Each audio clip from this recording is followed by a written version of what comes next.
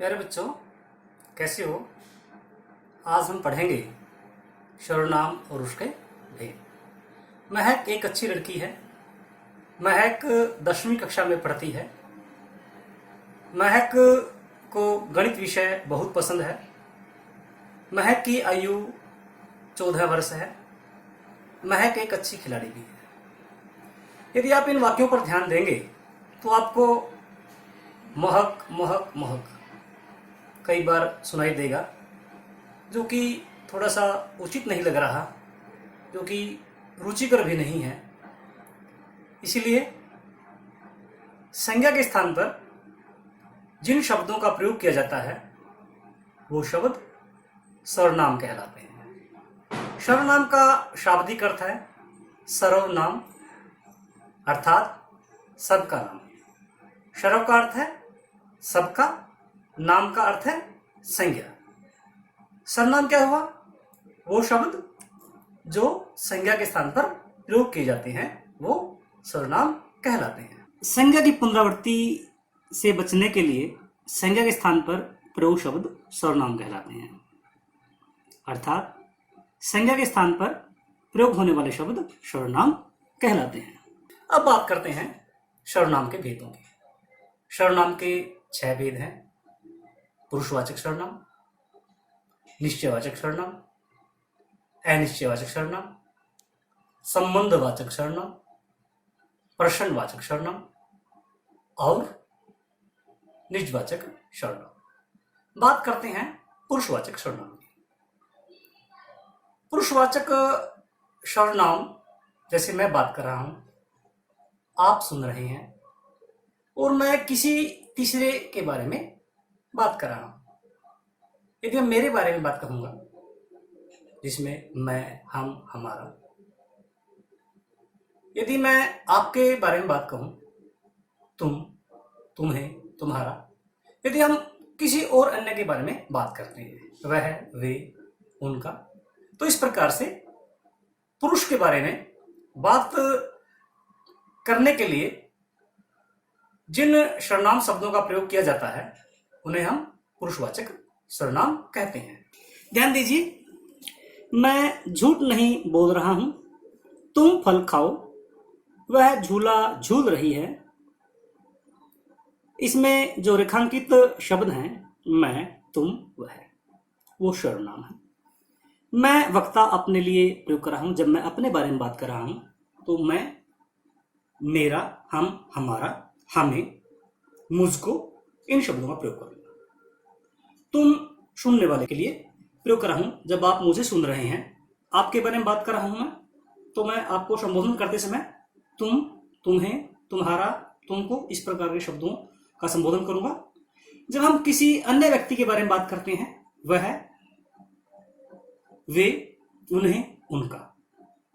जिन सर्वनाम शब्दों का प्रयोग वक्ता स्वयं के लिए, सुनने वाले के लिए या अन्य व्यक्ति के लिए करता है वो पुरुषवाचक सर्वनाम कहलाते हैं। तो इसमें मुख्य बिंदु क्या रहा? बोलने वाला अपने लिए, सुनने वाले के लिए या किसी अन्य तीसरे व्यक्ति के लिए बात करता है तो इन्हें हम पुरुषवाचक सर्वनाम कहते हैं।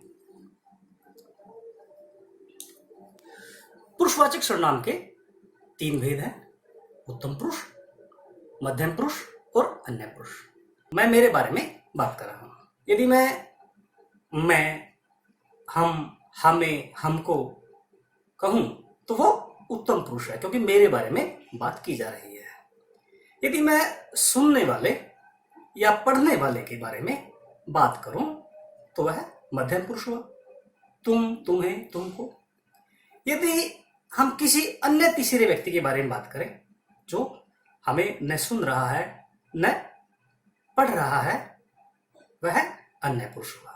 ध्यान दीजिए, जिन सर्वनामों का प्रयोग बोलने वाला या लिखने वाला व्यक्ति स्वयं अपने लिए करता है, जैसे मैं, हम, हमारा, मेरा, ये उत्तम पुरुष है।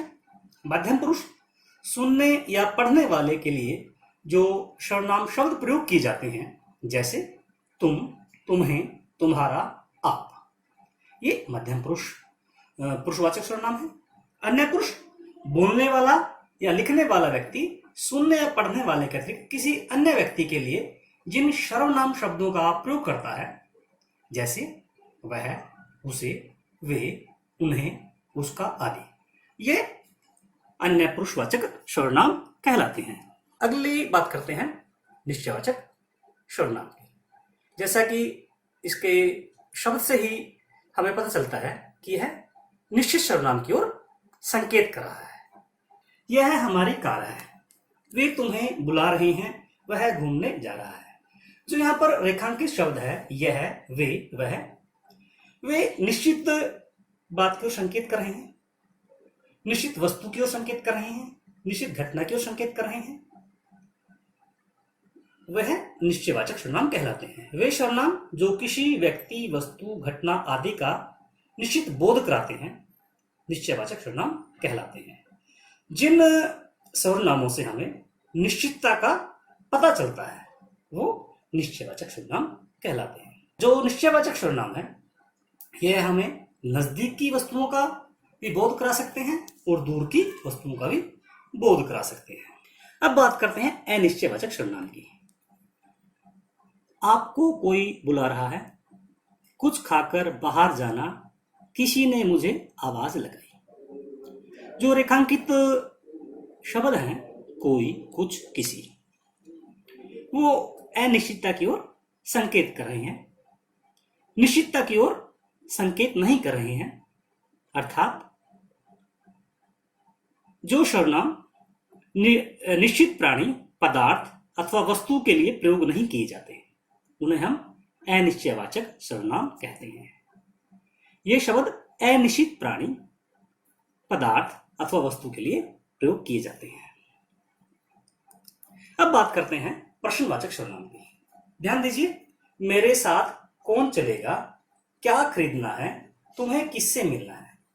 जो सर्वनाम किसी व्यक्ति, प्राणी, वस्तु, घटना आदि के बारे में प्रश्न का बोध कराते हैं, उन्हें हम प्रश्नवाचक सर्वनाम कहते हैं। इसमें मेरे साथ कौन चलेगा पूछा गया है, क्या खरीदना है, तुम्हें किससे मिलना है, कौन, क्या, किससे, यहां पर प्रश्नवाचक सर्वनाम का बोध कराते हैं। बात करते हैं संबंधवाचक सर्वनाम की। ध्यान दीजिए, वह लड़का पकड़ा गया जो कल यहां आया था। जो झूठ बोलता है वह कभी आगे नहीं बढ़ सकता। जो पार्क में पहले पहुंचेगा वह जीतेगा। इन वाक्यों में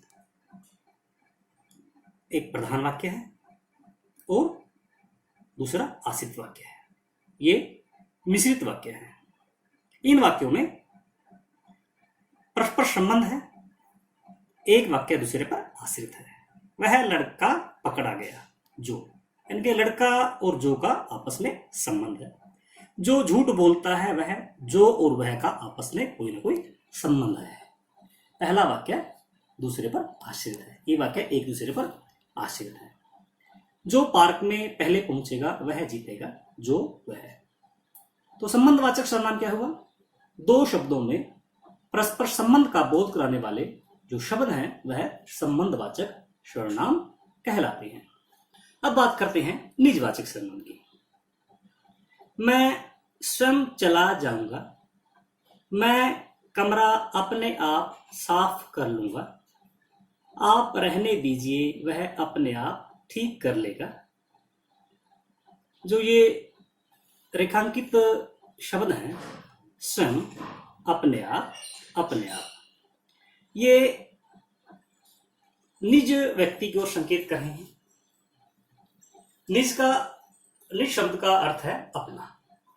जिन सर्वनामों का प्रयोग स्वयं के लिए किया जाता है उन्हें हम निजवाचक सर्वनाम कहते हैं। जो सर्वनाम खुद के लिए प्रयोग करते हैं, जैसे पहले वाक्य में मैं स्वयं चला जाऊंगा, जो स्वयं है मैं खुद के लिए प्रयोग कर रहा हूं, मैं निज के लिए प्रयोग कर रहा हूं, अपने लिए प्रयोग कर रहा हूं, स्वयं के लिए प्रयोग कर रहा हूं। मैं कमरा अपने आप साफ कर लूंगा, यहां पर जो रेखांकित शब्द है अपने आप, वो मेरे लिए प्रयुक्त हुआ है। मैं खुद के लिए प्रयोग कर रहा हूं, स्वयं के लिए प्रयोग कर रहा हूं, निज के लिए प्रयोग करा हूं। आप रहने दीजिए, वह अपने आप ठीक कर लेगा। यहां पर जो अपने आप शब्द है उसके लिए प्रयोग किया गया है, वह व्यक्ति उसके लिए प्रयोग किया गया है जो अन्य पुरुष है, कोई तीसरा व्यक्ति है उसके लिए प्रयोग किया गया है। तो निजवाचक सर्वनाम क्या हुआ? जिन सर्वनामों का प्रयोग स्वयं के लिए किया जाता है उन्हें हम निजवाचक सर्वनाम कहते हैं। तो इस प्रकार से आज हमने सर्वनाम और उसके भेदों के बारे में जानकारी हासिल की। सर्वनाम क्या है, सर्वनाम के कितने भेद हैं और इनका हम किस प्रकार से प्रयोग करते हैं। तो आज के लिए इतना ही काफी। बहुत बहुत धन्यवाद। जल्दी मिलते हैं नए विषय के साथ।